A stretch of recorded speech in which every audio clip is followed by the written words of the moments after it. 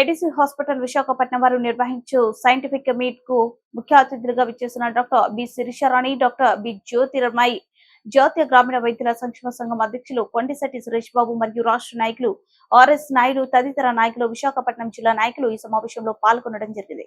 ఈ సమావేశంలో ముఖ్య అతిథిగా విచ్చేసిన జాతీయ గ్రామీణ వైద్యుల సంక్షేమ సంఘం అధ్యక్షులు కొండిశెట్టి సురేష్ బాబు మాట్లాడుతూ మెడిసి హాస్పిటల్ యాజమాన్యానికి ధన్యవాదాలు తెలియజేస్తూ ఇలాంటి సమావేశం ఏర్పాటు చేయడం ఎంతో ఉపయోగకరమని, ఇలాంటి సమావేశంలో ఉన్న విజ్ఞానాన్ని ప్రథమ చికిత్స చే విధానాన్ని అవగాహన ఏర్పడుతుందని, ఇలాంటి సమావేశం చేయడం చాలా ఆనందదాయకమని, ఈ సమావేశానికి ముఖ్య అతిథిగా పిలిచిన యాజమాన్యానికి నా హృదయపూర్వక ధన్యవాదములు అని తెలియజేస్తూ జాతీయ గ్రామీణ వైద్యుల సంక్షేమ సంఘం అన్ని జిల్లాలలో కమిటీ ఏర్పాటు చేయించున్నామని, విశాఖపట్నంలో జిల్లా కమిటీలు, ఏరియా కమిటీలు ఏర్పాటు చేసి రాష్ట్ర జిల్లా వ్యాప్తంగా సభ్యులకు ఆహ్వానం పలుకుతున్నదని, ఇలాంటి సమస్యలున్న సభ్యులకు ఉన్న అండదండగా ఉంటానని, గ్రామీణ వైద్యుల సమస్యల పరిష్కారం కొరకు నిరంతరం పనిచేస్తామని, అలాగే రాష్ట్ర మంత్రివర్యులు అధికారులను గ్రామీణ వైద్యుల సమస్యల కోసం నిరంతరం పోరాడు చేయించున్నామని, కూటమి ప్రభుత్వ మంత్రివర్యులకు గ్రామీణ వైద్యుల సమస్యలు విన్నవించడం జరిగిందని, త్వరలో గ్రామీణ వైద్యుల సమస్యల పరిష్కారం అవుతాయి అని ఆశాభావం వ్యక్తం చేశారు.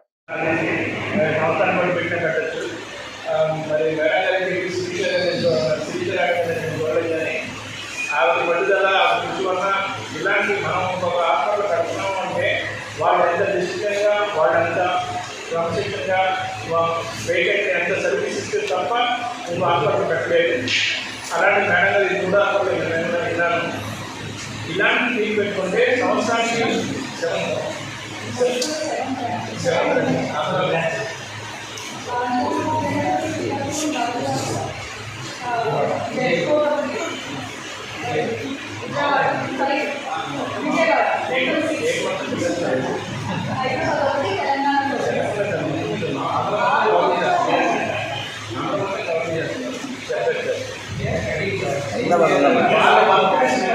హైదరాబాద్ ఉందా మేడం?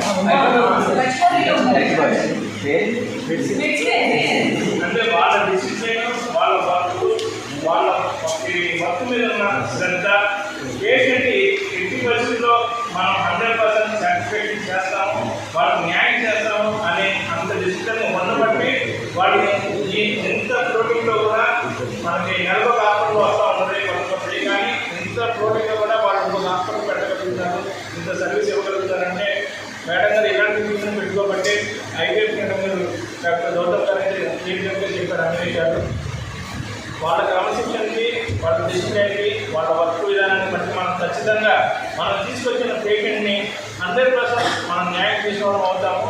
పేషెంట్ సాటిస్ఫాక్షన్ బట్టి వీళ్ళ ద్వారా అయితే నేను నమ్ముతున్నాను ఖచ్చితంగా వాళ్ళకి న్యాయం జరుగుతుంది.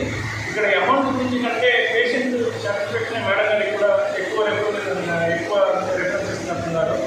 ఈ డబ్బుల కోసం కంటే ఇలాంటి హాస్పిటల్స్లో మనం పేషెంట్ పంపిస్తే ఖచ్చితంగా మనకు వచ్చే పేషెంట్ కూడా న్యాయం చేసుకోవడం అవుతాం.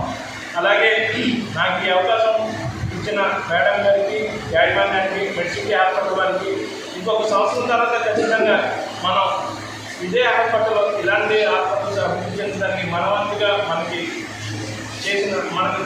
చేయగలిగిన సహాయ సహకారాలు అందరికీ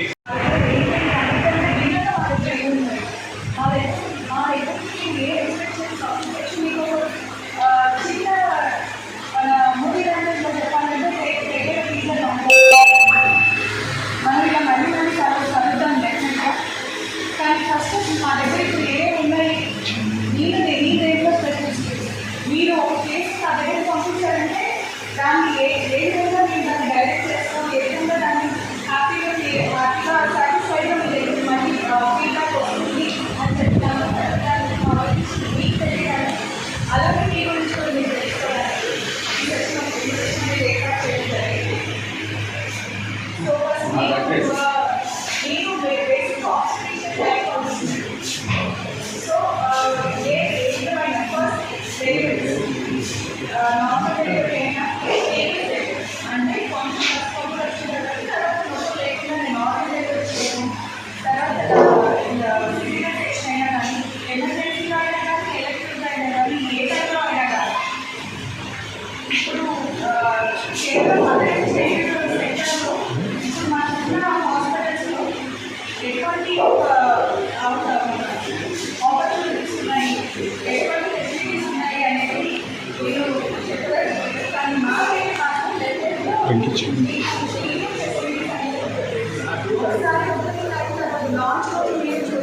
సార్ రాజు సార్ నమస్తే